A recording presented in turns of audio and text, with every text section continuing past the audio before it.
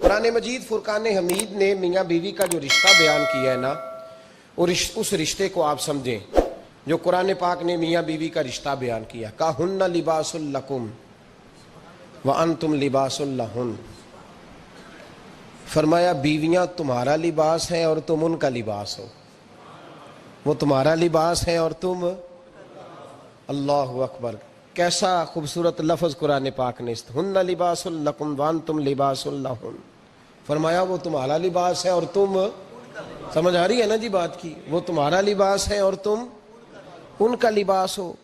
تین خوبیاں تو ہر لباس میں ہوتی ہیں، تین چیزوں کے لیے لباس پہنا جاتا ہے، تین چیزیں، تین قسم کی آسائشیں لباس میں پائی جاتی ہیں، اس پر تو تمام مفسرین کا اتفاق ہے۔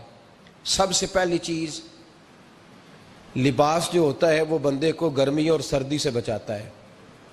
سخت سردی میں لباس لے لیں تو بندہ سردی سے بچ جاتا ہے۔ اس کا مطلب یہ ہوا کہ میاں بیوی ایک دوسرے کا لباس ہیں، اگر بیوی کی طرف کوئی تکلیف آتی ہے تو میاں اس کو بچاتا ہے، اور اگر میاں کی طرف کوئی تکلیف آتی ہے تو عورت اس کو بچاتی ہے۔ میاں بیوی ایک دوسرے کا لباس ہے۔ لباس کیا کرتا ہے؟ لباس آدمی کے عیب چھپاتا ہے، اس کے وجود پر کتنے دھبے ہیں، کتنے نشان ہیں، وہ سارے چھپا لیتا ہے لباس۔ میاں بیوی ایک دوسرے کے عیب چھپانے والے ہوتے ہیں، عیب بتانے والے، رونا رونے والے نہیں ہوتے کہ بی بی جب بھی میکے گئی اس نے جا کے رونا شروع کر دیا، اتنی میں تانگو دوسرا ہے ہی کوئی نہیں، اور خامد صاحب جب بھی ملے انہوں نے ایک ہی راگ الاپنا شروع کر دیا کہ میری کیا بات تھی، مجھے مل کیا گیا ہے، میں کیا تھا، میرے ساتھ ہوا کیا ہے۔ تو لباس ہیں، ایک دوسرے کا عیب چھپائیں گے، بولیے ایک دوسرے کا عیب چھپائیں گے، ایک دوسرے کی غلطیوں کی پردہ پوشی کریں گے۔ اور تیسرا لباس کا کیا مقصد ہوتا ہے؟ لباس شخصیت کا آئینہ دار ہوتا ہے۔ لباس آدمی کی اچھی اور خوبصورت طبیعت کا حصہ ہوتا ہے۔ جو لباس ہوتا ہے وہ انسان کو زینت بخشتا ہے، خوبصورت کر دیتا ہے۔ داڑھی والا آدمی ننگے سر پھرے تو خوبصورت نہیں لگتا، ٹوپی پہن لے تو بڑا پیارا لگتا ہے، ٹوپی پہنے تو بڑا، اور اگر امامہ باندھ لے تو نور نالا نور ہونا شروع ہو جاتا ہے۔ اللہ کرے آپ خوش ہو جائیں، آمین تو کہہ دیں، اور اللہ کرے فجر کی نماز آپ امامہ باندھ کی پڑھ لیں، آمین تو کہیں۔ چلو کونی جنہ دی داڑھی نہیں انہوں نے رکھنی چاہیے دیئے، جنہ دی نہیں ہونا نو، موضوع نہیں تھا پر ہماری بھی مجبوری ہے، داڑھی آئی جاتی ہے ہر موضوع میں شامل ہو جاتی، رکھنی چاہیے۔ سب یاد رکھیں، لباس آدمی کو زینت دیتا ہے۔ قرآن مجید کے لفظوں پہ غور کرو، اگر تو شادی کے بعد بیوی کے آنے کی وجہ سے خامد کو سکون نہیں ملا تو اس کا مطلب ہے اس نے گھر کو زینت نہیں دی، اور اگر شادی کے بعد اس بچی کو تحفظ نہیں ملا، اس کو اپنے گھر کے اندر سکون نہیں ملا، تو اس کا مطلب ہے خامد نے اسے زینت، اس لباس نے زینت نہیں دی۔ میاں بیوی ایک دوسرے کا لباس ہے، اس مقدس رشتے کو اسلام نے باندھا، اور لباس کہہ کے باندھا۔ میرے رسول کریم علیہ الصلوۃ والسلام نے پہلے تو خارجی لوگوں کو منع کیا ہے۔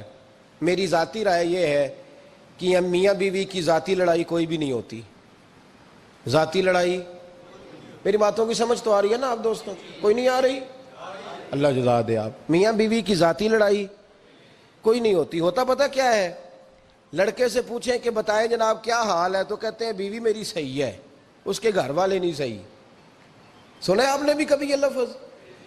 تو اسی طریقے سے اگر لڑکی سے پوچھیں کہ تیرا کیا حال ہے تو کہتی ہے خامن تو میرا دھیان رکھتا ہے، اس کی اماں نہیں خیال رکھنے دیتی۔ تو لڑائی جو ہوتی ہے وہ تیسرے آدمی کی وجہ سے ہوتی ہے۔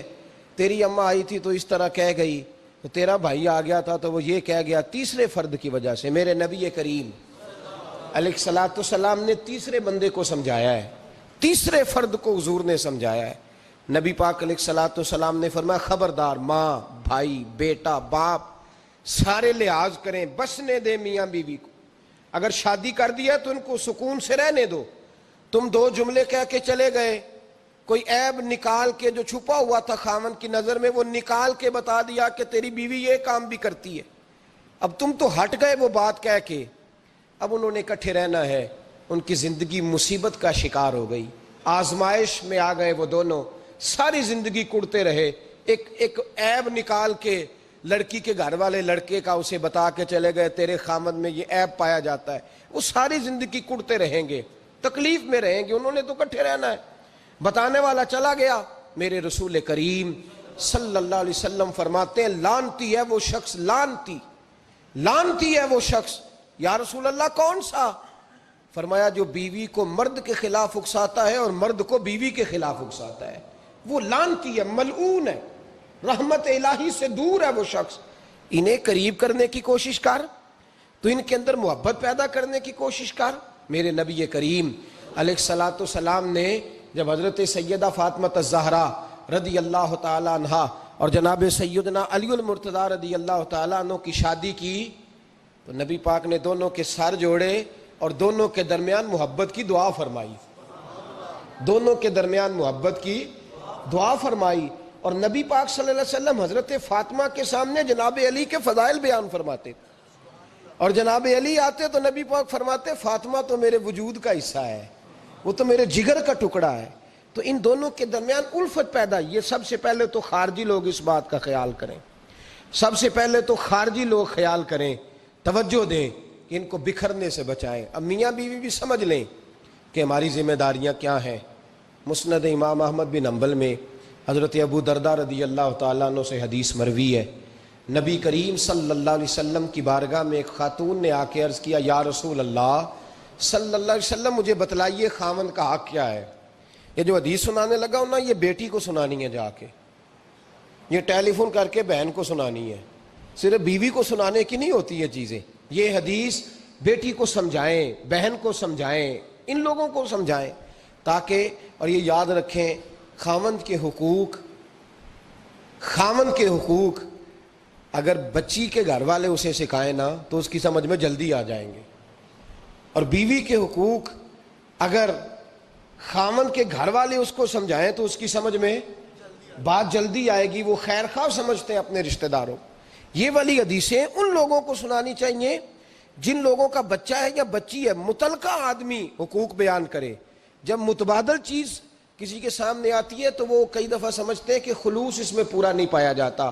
حضرت ابو درداء رضی اللہ تعالیٰ عنہ فرماتے ہیں ایک خاتون حضور کی بارگاہ میں آئی، عرض کرنے لگی یا رسول اللہ صلی اللہ علیہ وسلم میں نکاح کرنا چاہتی ہوں، شادی کرنا چاہتی ہوں، مجھے بتلائیے خاوند کا حق کیا ہے، اگر تو میں ادا کر سکتی ہوں تو میں نکاح کروں ورنہ میں اس کام سے بچوں۔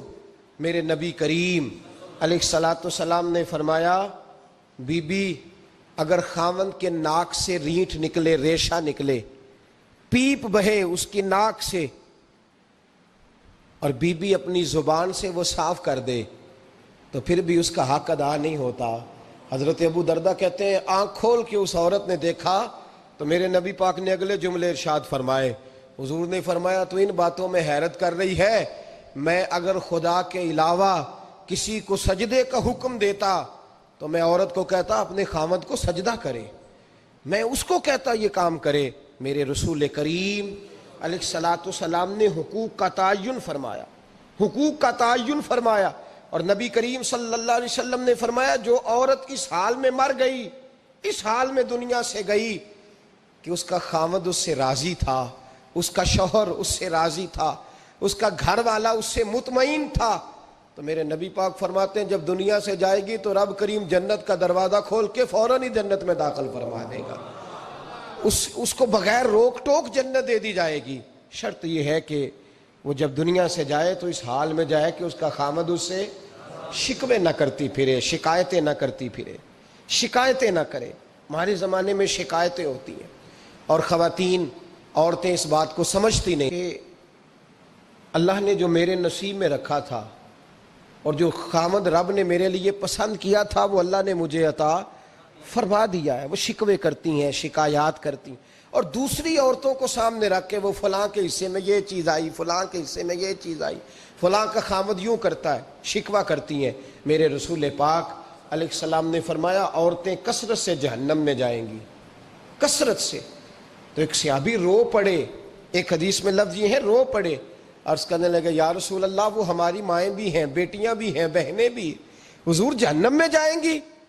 نبی پاک صلی اللہ علیہ وسلم نے فرمایا ایک تو وہ عیب جوئی کرتی ہیں، غیبتیں کرتی ہیں، دوسرا رب کا شکر ادا نہیں کرتی، اور تیسرا فرمایا اپنے خامن کا بھی شکریہ ادا نہیں کرتی، بات بات پہ ناشکری کرتی ہیں، بات بات پہ ناشکری کرتی، اس سبب سے جہنم میں جائیں۔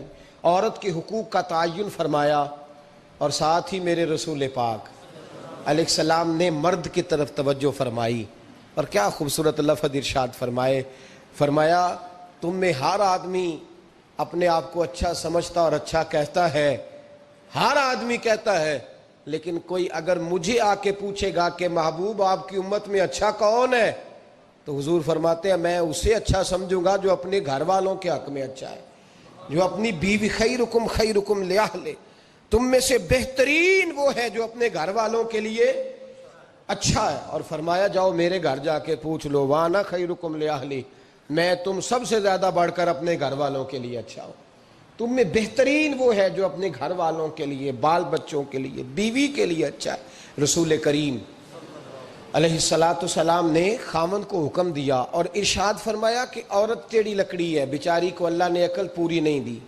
ایک بچہ چھوٹا ہوتا ہے، ہمیں پتہ ہوتا ہے کہ اس کا شعور پورا نہیں، اگر کوئی غلطی کرے تو کیا اسے نکال دیا جاتا ہے گھر سے؟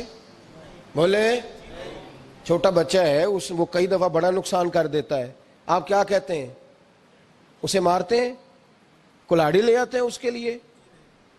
اس طرح کرنا چاہیے، اس کے ابے کو بلا لینا چاہیے، بےزتی کرنی چاہیے پنچایت میں بٹھا کے کہ یہ غلطی کی ہے تیرے بچے نے۔ بھائی دادا یہ کام کرتا ہے؟ بولے نا، کیوں نہیں کرتا؟ وہ کہتا ہے ہمارا بچہ نہ سمجھ ہے، اپنا پوتا ہے، ہمارا اپنا ہے، اگر ہم اس کا ایپ باہر نکالیں گے تو بڑا کام غلط ہو جائے۔ لیکن وہی ابا جی جب بہو کوئی غلطی کر بیٹھتی ہے تو پنچایت بلاتے ہیں، لوگوں کے سامنے معاذ اللہ تعالیٰ بڑی کڑوی کسیلی باتیں کرتے ہیں، ایسی باتیں کرتے ہیں کہ جو ان کی بیٹی کے بارے میں کہی جائے تو وہ کبھی پسند نہ کریں، اتنے سخت جملے کہے جاتے ہیں، بیٹی والے کو رسوا کیا جاتا ہے۔ میرے نبی کریم علیہ السلام نے فرمایا یہ ٹیڑھی لکڑی ہے، بیچاری کو اللہ تبارک و تعالیٰ نے اپنی حکمت کے تحت عقل عادی عطا فرمائی ہے، تم اگر چاہو گے سیدھی کرنا تو یہ ٹوٹ جائے گی، سیدھی نہیں ہوگی۔ حضور کیا کریں؟